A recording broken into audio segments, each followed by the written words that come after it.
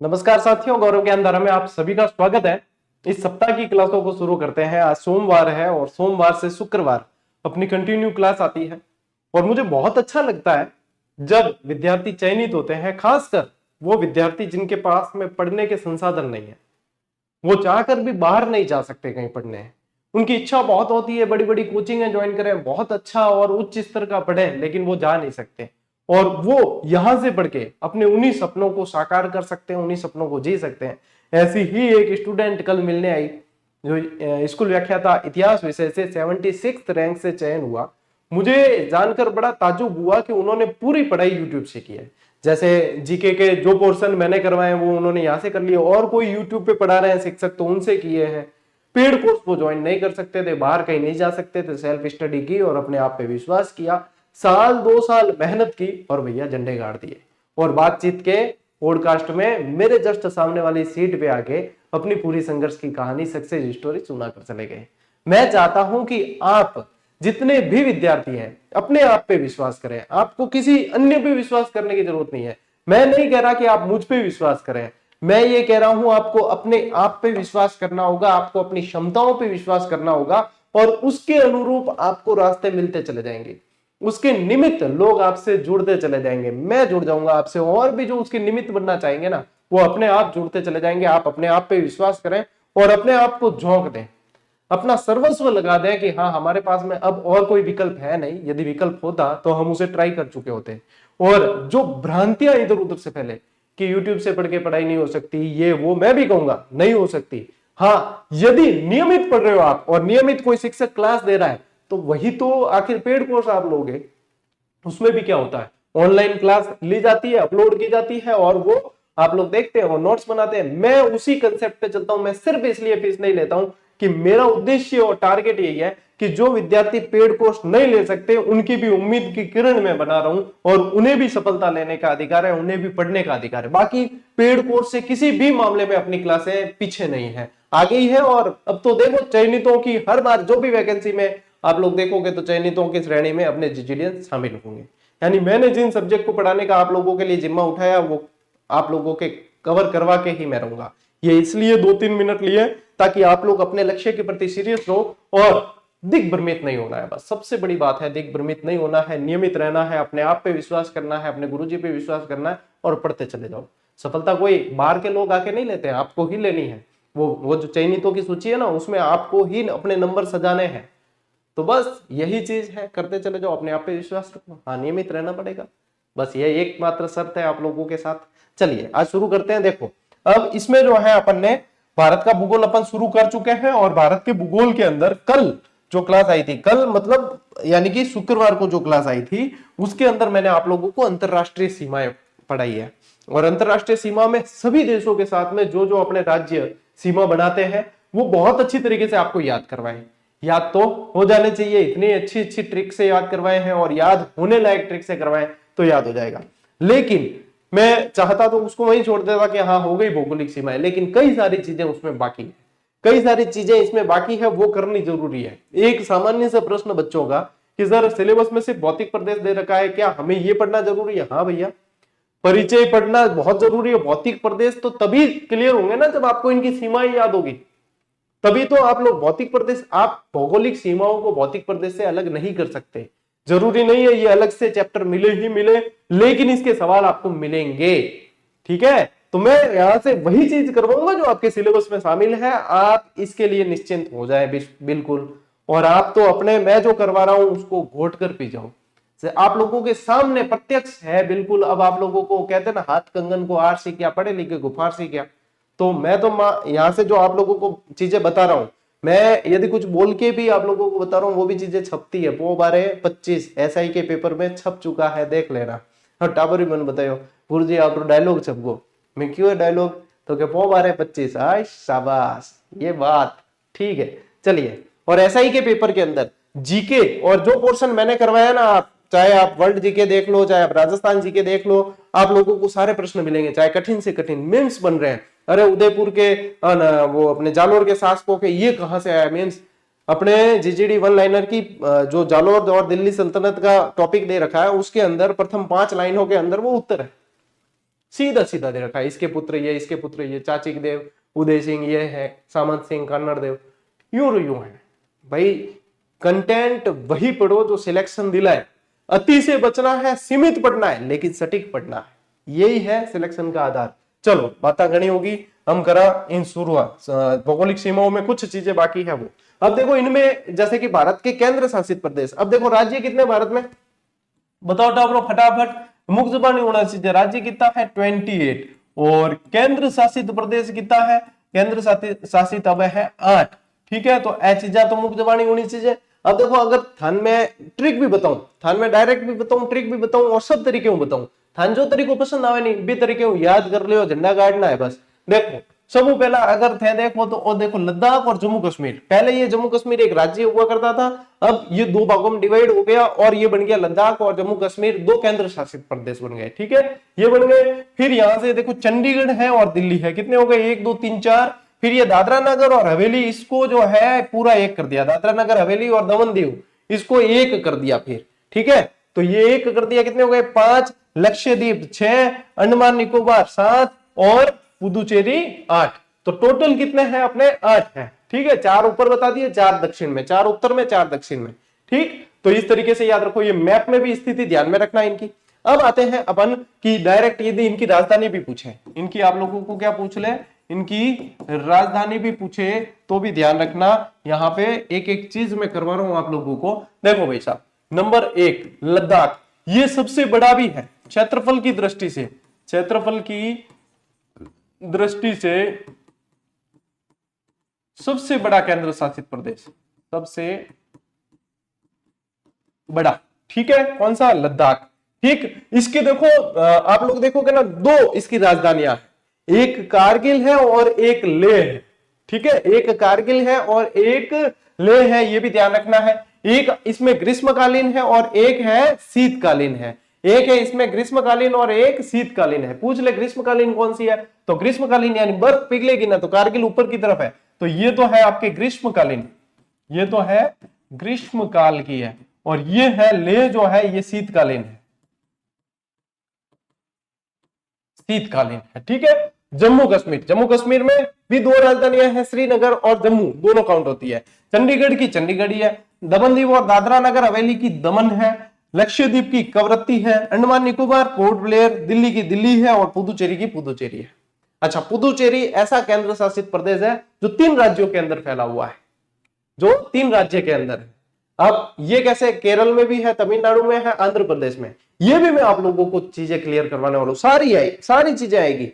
अब आते हैं अपन अपने ट्रेडमार्क तरीके पे कि इसको और भी याद करने का तरीका हो सकता है क्या गुरुजी? बिल्कुल आसान तरीका यदि आप हमें बताओ तो वो भी हो सकता है क्या? बिल्कुल आसान तरीका भी आप लोगों के है। क्या करना है? कुछ नहीं करना। क्या करना है? कुछ नहीं करना। आप लोगों को सिर्फ ये करना है कि चलो दिल दे दो, चलो दिल दे दो। कहा?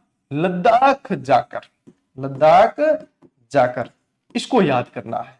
चलो दिल दे दो आप, ऐसे करना, चलो दिल दे दो आप, चलो दिल दे दो आप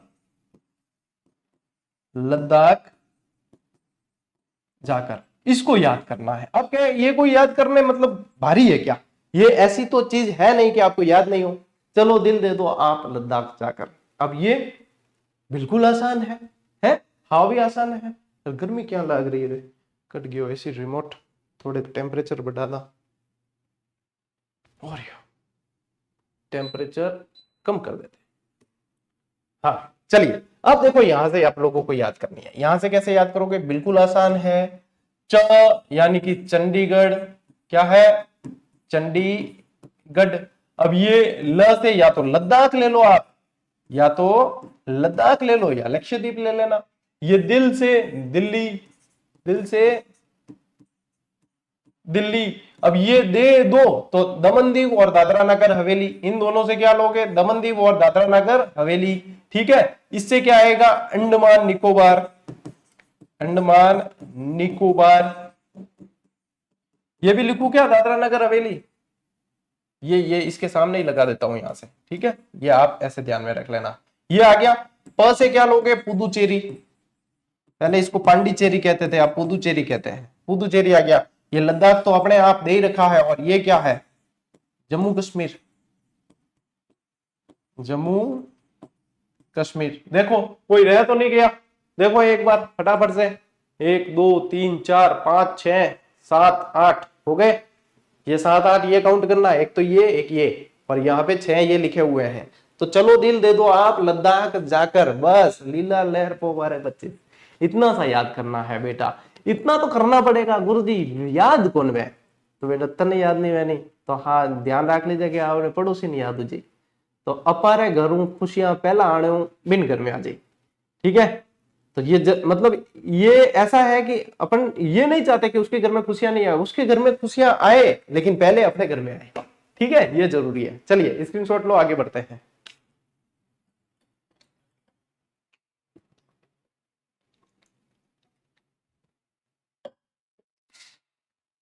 देखो अब आप लोगों को ध्यान रखना है भारत के पूर्वोत्तर राज्य, इनको पूर्वी राज्य भी कहते थे, पूर्वोत्तर भी कहते हैं। पूर्वोत्तर ज्यादा ठीक है क्योंकि ये कहां है, उत्तर पूर्वी जगह पे। अब ये क्या है, एक दूसरे से जुड़े हुए हैं बिल्कुल।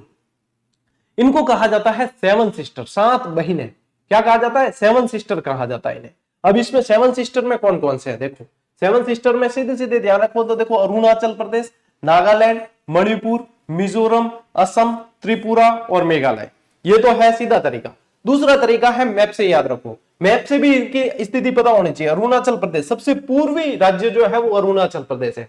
अरुणाचल प्रदेश के अंदर तक गया हुआ है असम, इसके जस्ट दक्षिण में यहाँ पे आता है नागालैंड, फिर यहाँ पे आता है मणिपुर, मणिपुर के दक्षिण में यहाँ आता है मिजोरम, और ये फिर आता है त्रिपुरा जो 3 तरफ से बांग्लादेश से घिरा हुआ है, फिर यहाँ आता है देखो मेघालय, ठीक है, और फिर ये आ गया आप लोगों के सिक्किम, और पश्चिम बंगाल इसके इधर पड़ता है जिसको 8वीं बहन कहा जाता है। ये तो हो गए सेवन सिस्टर, ये तो क्या है सेवन सिस्टर। और आप लोगों को पूछ रहे हैं कि 8वीं बहन किसे कहते हैं, बताओ 8वीं बहन किसे कहा जाता है, तो पश्चिम बंगाल को कहते हैं। किसको कहते हैं, पश्चिम बंगाल को 8वीं बहन कहा जाता है, तो यह भी ध्यान रखना है। अब इसमें क्या है भैया, इसमें भी एक ट्रिक है जो भाई साहब इतनी मजेदार है कि याद करने की जरूरत नहीं पड़ती। क्या करना है, एक है थार ध्यान रख जो अरुणा मामी, कौन है थारी अरुणा मामी है ना, तो उनकी क्या याद रखना है अपने को, अरुणा मामी का एटीएम, अरुणा मामी का एटीएम, ये याद रखना है अपने को, क्योंकि अपने को एटीएम की जरूरत पड़ेगी भाई, है किंग नहीं पड़े, एटीएम की जरूरत सबने पड़े, तो अरुणा मामी का एटीएम ये अपने को याद रखना है।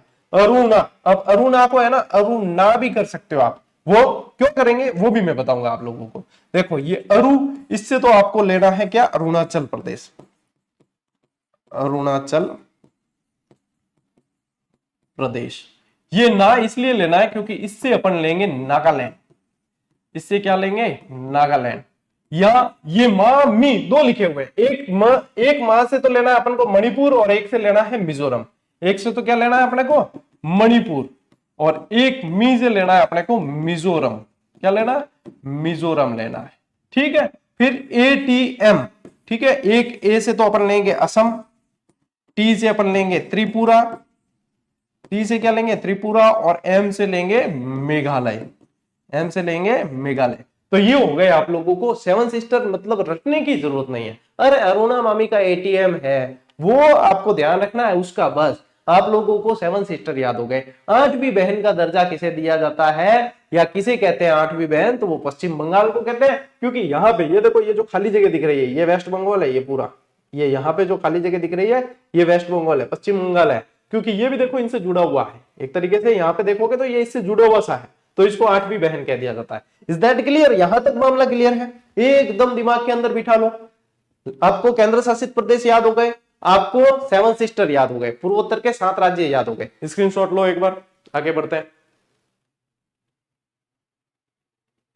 देखो भाई साहब, अब भारत के सबसे बड़े जिले पूछे ना तो 3 जिले आप लोगों को याद रखने हैं। क्या याद रखने हैं, 3 जिले, कच्छ, लेह और जैसलमेर, ये क्रमशः है। और यूं याद नहीं रहे तो यह ध्यान रख लीजिए कि फ्री पढ़ाने वास्ते निःशुल्क और कंटिन्यू पढ़ाने वास्ते चाहिए कलेजो। क्या चाहिए, कलेजा चाहिए। क्या चाहिए, कलेजा। ये देखो कलेजा याद रखना तो फिर ये आपको याद हो जाएगा, कलेजा, ठीक है। ये हो गए आपको भारत के 3 बड़े जिले, एकदम अच्छे से आसानी से याद हो गए, ठीक है। अब देखो, भारत का एकमात्र जिला जिसकी सीमा 4 राज्यों से लगती है, एकमात्र जिला कह रहा हूं मैं, राज्य नहीं कह रहा, एकमात्र जिला कह रहा हूं, वो जिला है यूपी का। और कौन सा जिला है? सोनभद्र जिला है। कौन सा जिला है? सोनभद्र जिला है, जो 4 राज्यों से सीमा बनाता है। कौन है? एक तो एमपी से बनाता है, एक तो झारखंड से बनाता है, एक छत्तीसगढ़ से बनाता है, एक बिहार से बनाता है। ये सोनभद्र जिला 4 राज्यों से सीमा बनाता है, जो भारत का एकमात्र जिला है जो 4 राज्यों के साथ में सीमा बनाए। राज्य अलग है। यदि ज्यादा बॉर्डर लाइन पूछे आपको कि भारत का कौन सा राज्य जो सबसे ज्यादा राज्यों से सीमा बनाता है, तो फिर आएगा यूपी। यूपी 8 राज्यों से सीमा बनाता है और एक केंद्र शासित प्रदेश अलग से, तो वो यूपी आएगा उसमें। ठीक है। फिर बाद में असम आता है, असम 7 से बना लेता है, लेकिन वो चीजें जो है वो राज्य के बारे में, ये जिले के बारे में। अब इसका स्क्रीनशॉट लेने की जरूरत है नहीं, वैसे ले लो फटाक से। ठीक है। अब बढ़ते हैं आगे। देखो, अब आ गया भैया वही प्रश्न जो मैंने बताया है। भारत के उत्तर प्रदेश की सीमा 8 राज्यों से और एक केंद्र शासित प्रदेश से लगती है। केंद्र शासित प्रदेश कौन सा है? दिल्ली है। केंद्र शासित प्रदेश कौन सा है? दिल्ली है, वो याद रख लेना। अब 8 राज्य कौन कौन से हैं? देखो, 8 राज्य में हिमाचल प्रदेश है, उत्तराखंड है, उत्तराखंड उत्तर प्रदेश से टूटा है, हरियाणा है, मध्य प्रदेश है, छत्तीसगढ़, झारखंड, बिहार, राजस्थान। ये हो गए आप लोगों के 8 राज्य। ये कौन से हैं? 8 राज्य है। और ये एक दिल्ली जो है वो क्या है भैया? दिल्ली दिल वालों की। दिल्ली दिल वालों की। मेरा मोबाइल चुरा लिया था इन दिल वालों ने। क्या? गया था मैं किसी इवेंट में दिल्ली में, इवेंट से फ्री हो गए, साथ में थे रामनिवास जी और एक हमारे पब्लिशर थे। कि चलो गुरुजी अक्षरधाम घूम के आते हैं। मैं चलो, तो कि चलो गुरुजी मेट्रो में चलेंगे। मैं चलो, मेट्रो में गया, बढ़िया इवेंट रहा, फोटो वोटो देखता क्या। हाँ, अब अक्षरधाम आने वालों है कि द्वारका वगैरह आवे भाई, अक्षरधाम आने वालों है क्या। हम मोबाइल जी को है नहीं, जेब में डालता, और जेब में डाला, मुझे याद तक है कि जेब में डाला, और जस्ट ट्रेन रुकी, रवाना हुई, और जस्ट 2-3 मिनट बाद में मैंने वापस चेक किया, मोबाइल नहीं था। और मैं सोचूं कि दिल्ली में अगर मेरा मोबाइल चोरी हो सकता है ना, जो मैं इतना अवेयर रहता हूं, मेरा हो सकता है, तो भैया किसी का सेफ नहीं है। इसके बाद में दिल्ली के मेट्रो में बैठा ही नहीं आज तक। जाता हूं तो मैं वहां पे कैब कर लूंगा, लेकिन दिल्ली की मेट्रो में नहीं बैठता है। गुजरात जावा तो मेट्रो में बैठ जाऊँ, जयपुर जावा बैठ जाऊँ, दिल्ली मेट्रो में कौन बैठा भाई? क्यों? क्यों? दिल्ली दिल वालों की है भैया, है। अपन को तो पर्चा दिया हुआ है ना। तो बहुत परेशान हुए उस टाइम। परेशान इसलिए क्योंकि काफी सारा जो है डेटा रहता है मोबाइल के अंदर। क्या है, बहुत सारी चीजें रहती है, प्राइवेसी कंसर्न हो जाते हैं। हालांकि आईफोन था तो क्या है कि वो प्राइवेसी वाला, फिर पता चला कि उसको हैक नहीं किया जाता, वो तो क्या पार्ट्स बेच देते हैं, वो वापस नहीं आता। ये बात है, वापस नहीं आता है वो। चलो, अब देखो मैप से देख लो। मैप से क्या है? उत्तर प्रदेश। उत्तर प्रदेश की सीमा देखो, उत्तराखंड से लग रही है, हिमाचल प्रदेश से लग रही है, हरियाणा से लग रही है, और यहाँ पे छोटो बड़ो है नहीं, वो है दिल्ली केंद्र शासित प्रदेश, और राजस्थान भारत रो सब बड़ो राज्य है। यूं लागे मध्य प्रदेश लाग रही है, और इंगे अलावा छत्तीसगढ़ लगे। मध्य प्रदेश से टूट गई, छत्तीसगढ़ बना। फिर देखो झारखंड से लग रही है, बिहार से लग रही है, बिहार और बिहार से टूट के झारखंड बना है, ये लग रही है। तो ये तो हो गए कितने? 8 तो आपके हो गए भाई साहब राज्य और एक केंद्र शासित प्रदेश। ठीक है, दोनों तरीके से याद कर लेना, इसकी ट्रिक की जरूरत नहीं है। यूपी के आसपास आपको याद रह जाएंगे, हैं। यूपी से जो है नेपाल जाना बहुत आसान होता है, बिहार से भी नेपाल जाना बहुत आसान होता है। ठीक है, ज्यादातर जो अपराधिक प्रवृत्ति के लोग होते हैं ना, वो यूपी बिहार से होते हुए नेपाल भाग जाते हैं बाय रोड। ठीक है, लो स्क्रीनशॉट। मैं भी वेब सीरीज हम देखे यार, मैं कोई भागता असली में नहीं देखा। चलो, अब देखो भारत का वह राज्य जिसकी सीमा 7 राज्यों से छूती है, वो कौन सा है? असम है भाई साहब। अब खान बोलर भी बतायो मैं कि असम है। वह राज्य जिसकी सीमा 6 राज्यों से लगती है, तो छत्तीसगढ़ और महाराष्ट्र है, इनकी 6 से लगती है। इनमें नहीं पूछा जाएगा आपको कि कौन सी किससे लग रही है। भाई विश्व और भारत के पेपर उठा के देखना, आप प्रश्न बनते हैं ना, जो मैं पढ़ा रहा हूं वो प्रो लेवल है, वो ऑलरेडी लेवल अप करके पढ़ा रहा हूं। ऐसा ही का पेपर देख लो, आपको ड्रैकन्सबर्ग पर्वत श्रेणी पूछा है। मैंने तो बहुत सारी चीजें करवा दी। अरे मैंने तो बहुत तबियत से आप लोगों को कराया है। एक मैं वीडियो बनाकर दूंगा, जो मेरे रीट के समय बनाए हुए नोट्स का रजिस्टर है, वो मैं अक्सर पढ़ता रहता हूँ, क्योंकि मैंने उसमें भाई साहब बहुत तबियत से मेहनत की थी, है ना। तो वो मैं पढ़ता रहता हूँ। उसमें आपको नोट्स कैसे बनाने हैं वो आइडिया आएगा। वो विश्व भारत का ही मेरा नोट्स का रजिस्टर बना हुआ है, और आज वापस देख रहा था मैं ऐसे रिविजन करने के लिए, तो मुझे लगा कि ये तो विद्यार्थी को बताना चाहिए, क्योंकि कईयों को पता ही नहीं होता कि नोट्स कैसे बनाए जाए। उसमें नक्शे तक मैंने बहुत शानदार हाथ से बना रखे हैं, और वो उस समय की यादें मुझे दिलाता है कि हाँ कितनी मेहनत की थी उस समय, है ना। मैं बताऊंगा एक दिन कभी फुर्सत से आप लोगों को एक वीडियो बनाकर दूंगा कि नोट्स कैसे बनाने हैं, वो भी आप लोग सीख लोगे, इस तरीके से नोट्स बनाए जाए। ठीक है, देखो वह राज्य जिसकी सीमा केवल एक राज्य से लगती है, वह राज्य जिसकी सीमा, यहाँ पे ये वह लगा हुआ है ना, केवल एक करना, केवल एक राज्य से लगती है। सिक्किम की लगती है केवल पश्चिम बंगाल से, और मेघालय की लगती है केवल असम से। केवल एक राज्य से पूछे तो ध्यान रखना सिक्किम की, देखो यहाँ पे अपने ये लिया था ना नक्शा, ये देखो यहाँ पे आप लोगों को ध्यान रखना ये सिक्किम है। अब ये सिक्किम की क्या है, सिर्फ पश्चिम बंगाल से लग रही है। यहाँ इधर इसके नेपाल आ जाएगा, इधर इसके भूटान आ जाएगा, यहाँ पे पश्चिम बंगाल है, ये सिर्फ इससे लगती है। और अपन ने कौन सा पढ़ा है, और देखो मेघालय की सिर्फ असम से लगती है, मेघालय की सिर्फ असम से लग रही है। तो यहाँ पे आप लोगों को ध्यान रखना है कि ये जो मेघालय है इसके देखो यहाँ पे देखोगे ना तो सिर्फ असम से लग रही है। ये यहाँ पे इसके यहाँ पे भी असम आ रहा है, यहाँ पे भी असम आ रहा है, यहाँ पे बांग्लादेश आ गया। तो सिर्फ एक एक राज्य से सीमा लग रही है, सिर्फ एक एक राज्य से जुड़े हुए हैं ये। तो इन दोनों को भी आपको ध्यान में रखना है, मैप में भी बता दिया आपको, ठीक है। भारत के वे राज्य जो समुद्री और अंतरराष्ट्रीय दोनों सीमाएं बनाते हैं। अरे भाई समुद्री सीमा भी बना रहा है और अंतरराष्ट्रीय सीमा भी बना रहा है, तो वो है आपके दो राज्य हैं, गुजरात और पश्चिम बंगाल। यहाँ पे प्रायद्वीपीय भारत में देखोगे तो इस तरफ पश्चिम में तो आपके गुजरात है और पूर्व में क्या है, पश्चिम बंगाल है, जो अंतरराष्ट्रीय सीमा भी बना रहे हैं, समुद्री सीमा भी बना रहे हैं, ठीक है, ये ध्यान रखना। और भारत का पुदुचेरी ऐसा प्रदेश है जो 3 राज्यों में स्थित है। कैसे कि इसका जो माहे क्षेत्र है वो केरल के अंदर है, माहे केरल के अंदर है जिला इसका, कारेकल इसका तमिलनाडु में है, यनाम इसका आंध्र प्रदेश में है, और पुदुचेरी खुद भी तमिलनाडु में है।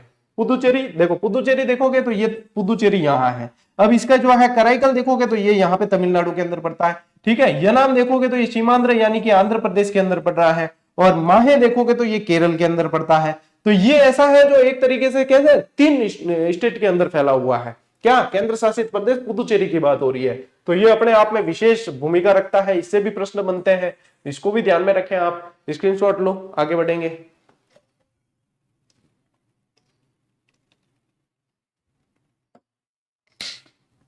चलो आप लोग देखो, भारत के राज्य की जिनकी सीमा, भारत के वे राज्य जिनकी सीमा 3 देशों से लगती है। अब देखो मैंने आप लोगों को सारे अंतरराष्ट्रीय सीमा के अंदर उन देश से लगने वाले राज्य सारे बताए हैं, लेकिन प्रश्न बनाने का पैटर्न बता रहा हूं मैं आपको कि एग्जामिनर ऐसे भी प्रश्न बना सकता है। मैंने वो बता दिए, उससे नहीं बना के इस तरीके से बनाए तो आपको क्या बना बनाया पका पकाया माल मिल रहा है। आपको सिर्फ जो है उसको पढ़ना है, याद करना है कि हाँ पैटर्न मैंने सारे दे दिया आप लोगों को, आपको तो सिर्फ जो है अब इसके अलावा भौगोलिक सीमाओं में कुछ भी बचेगा नहीं पीछे। इतना याद कर लिया ना, एग्जामिनर यूं बारे प्रश्न बना ही नहीं सके, ठीक है।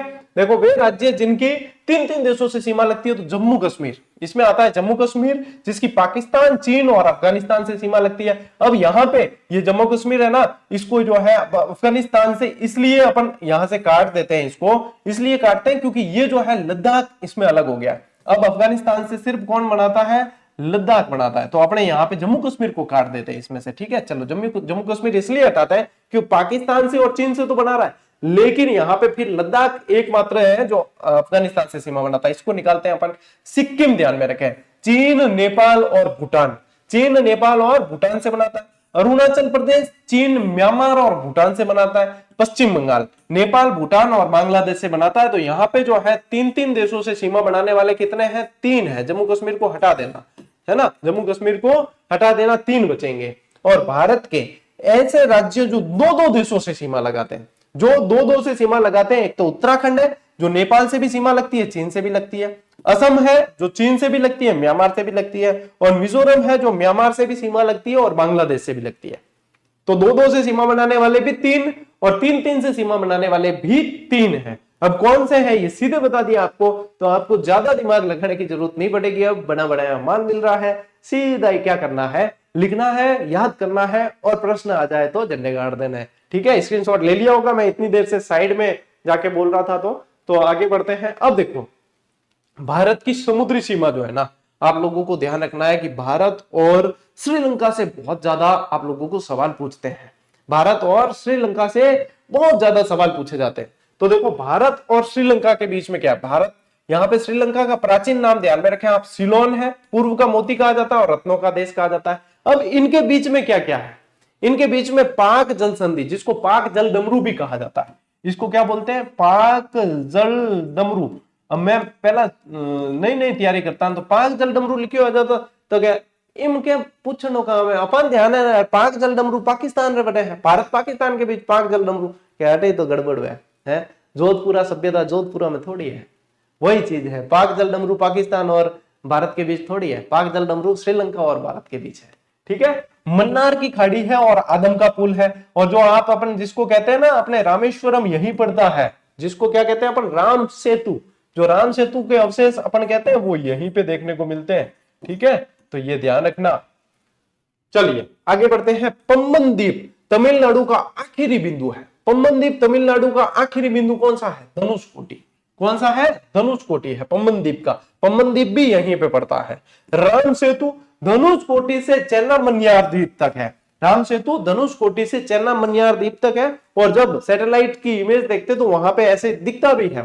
ठीक है, धनुषकोटी से चेन्नामन्यार द्वीप तक, श्रीलंका तक माना जाता है।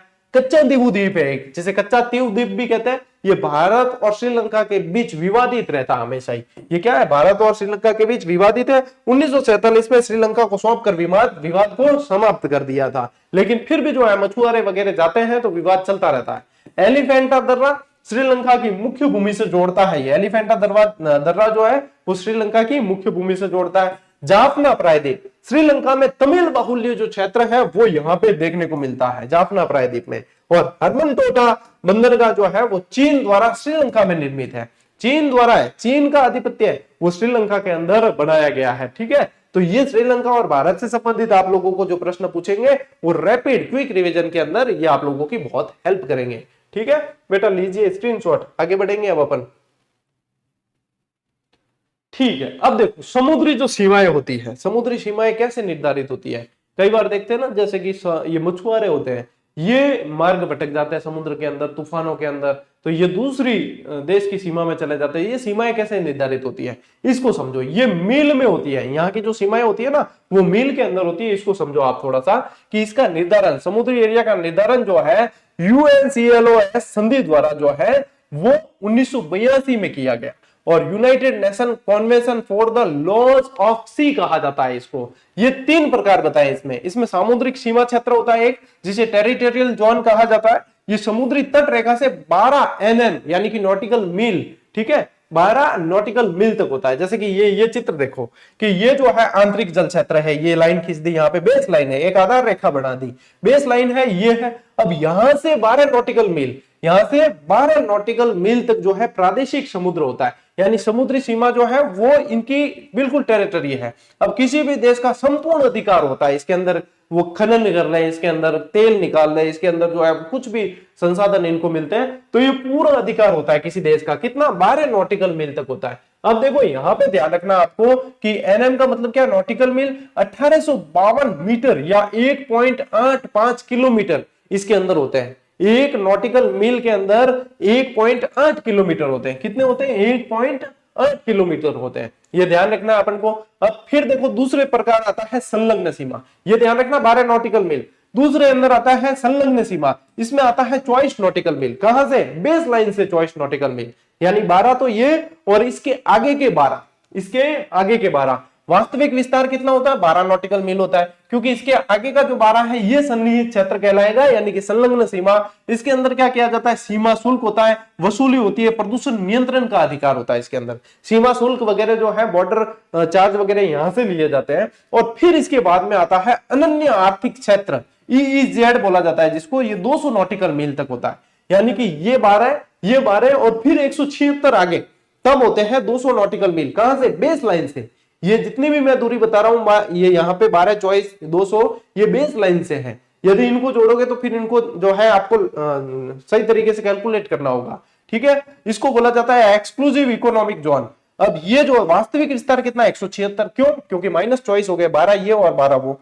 संसाधनों का सर्वेक्षण होता है इसके अंदर, दोहन होता है और संरक्षण का अधिकार होता है। कृत्रिम द्वीप बनाने का अधिकार भी होता है और वैज्ञानिक अनुसंधान केंद्र स्थापित करने का अधिकार होता है। लेकिन किसी भी देश के खनन वगैरह वो नहीं कर सकते, संपूर्ण अधिकार किसी भी देश का नहीं होता है। 200 नॉटिकल मील तक ये अधिकार होता है, उसके बाद में तो किसी तरह का अधिकार नहीं, उसके बाद में किसी तरह का अधिकार नहीं होता है। तो ये अनन्य आर्थिक क्षेत्र कहलाता है 200 नॉटिकल मील तक। और इसके बाद में आता है हवाई सीज, यानी कि फिर बाद में भैया किसी का यहाँ पे अधिकार नहीं होता है। ठीक है, इसके बाद में ये है।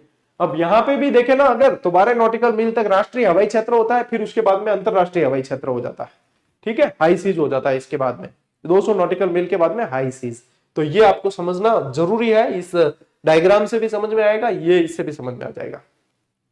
अब चलते हैं अपन कुछ और परीक्षा दृष्टि से देखें तो आप लोगों के इंपॉर्टेंट कुछ फैक्ट है जो आप लोगों को ध्यान में रखने हैं, ठीक है, फिर अपना ये टॉपिक पूरा हो जाएगा। देखो परीक्षा दृष्टि, क्षेत्रफल के आधार पर सबसे बड़ा केंद्र शासित प्रदेश कौन सा है? लद्दाख है, ठीक है। और क्षेत्रफल के आधार पर सबसे छोटा केंद्र शासित प्रदेश कौन सा है? लक्षद्वीप है, ठीक है। क्षेत्रफल के आधार पर भारत का सबसे बड़ा राज्य कौन सा है? राजस्थान है सबसे बड़ा, है ना, अपना चौथी बाई 39 वाला। क्षेत्रफल के आधार पर भारत का सबसे बड़ा राज्य कौन सा, छोटा राज्य कौन सा है? गोवा है।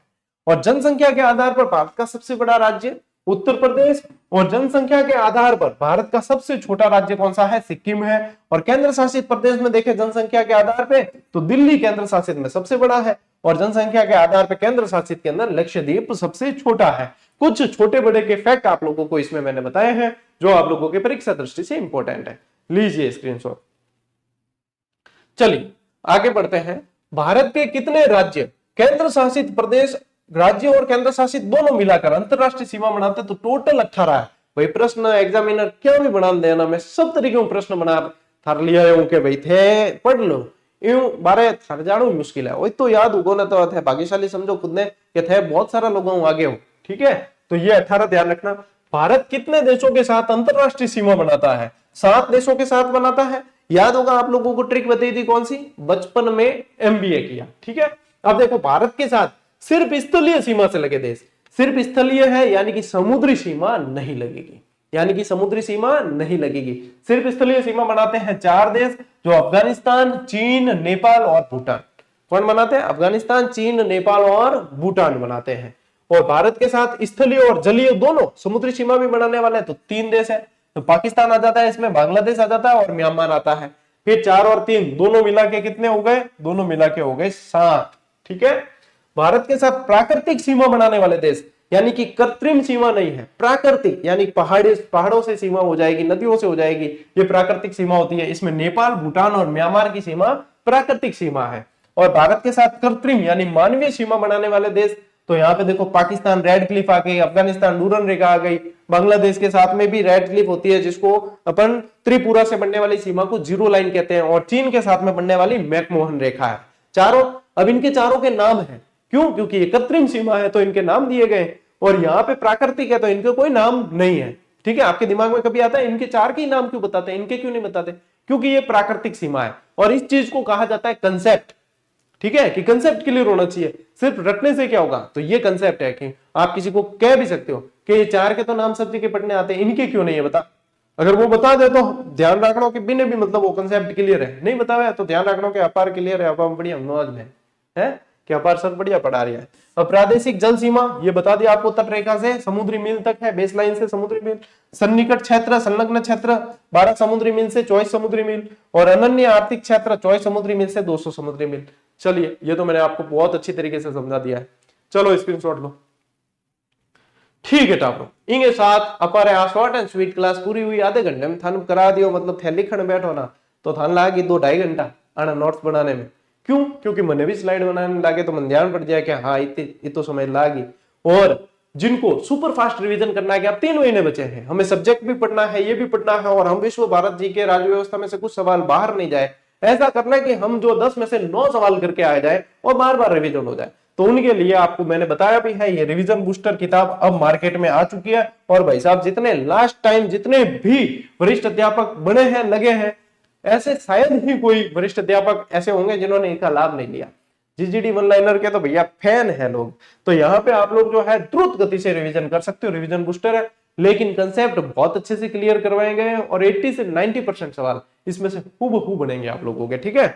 बढ़िया तरीके से पढ़ो, आराम से चीजों को दोहराओ, दोहरान जितना करोगे, प्रैक्टिस जितनी करोगे, उतना आप लोगों के लिए बढ़िया रहेगा। यहाँ देख रहे हो topic wise test series, model paper भी अवेलेबल करवा दिया आप लोगों को। मॉडल पेपर में तो सारे के सारे प्रश्न वो उस तरीके के लिए हैं जो कथन कारण, सुमेलन वगैरह, और टॉपिक वाइज टेस्ट सीरीज में अप्रैल के एंड तक आप लोगों के प्रत्येक चैप्टर के 15-15 प्रश्न वाला एक टेस्ट एक्स्ट्रा जुड़ेगा, जिसमें सिर्फ कथन कारण वाले, कालानुक्रम वाले वगैरह ऐसे सवाल होंगे। अब मैं ये चीजें बार बार बता चुका हूं, लेकिन कई टावर सुने नहीं तो धैर्य नहीं है, बेवजह पूछता रहे टेक्निकल टीम ने। वो नहीं जुड़ा, ये नहीं आ रहा है, उसमें वो आ रहा है, फलाना आ रहा है, जबकि मन ध्यान है कि मैं सारी सूचना दे दूं, पर थाने खुद ध्यान तो देना पड़ी तब। थाने यूं लागे क्या बस और तो क्लास तो होगी, हम सर 2 मिनट तो यूं ही संबोधन करें। अरे वो यूं ही संबोधन में सूचना है, एड किन्ने पड़े टाइम को नहीं है कि यही संबोधन करना है। तो ये थोड़ा सा आप लोगों को ध्यान देना चाहिए। चलिए आज की इस क्लास को साथियों यहीं पे पूरा करते हैं। अब अपन मिलेंगे अगली क्लास में, अगले सेशन में। तब तक के लिए राम राम, जय हिंद।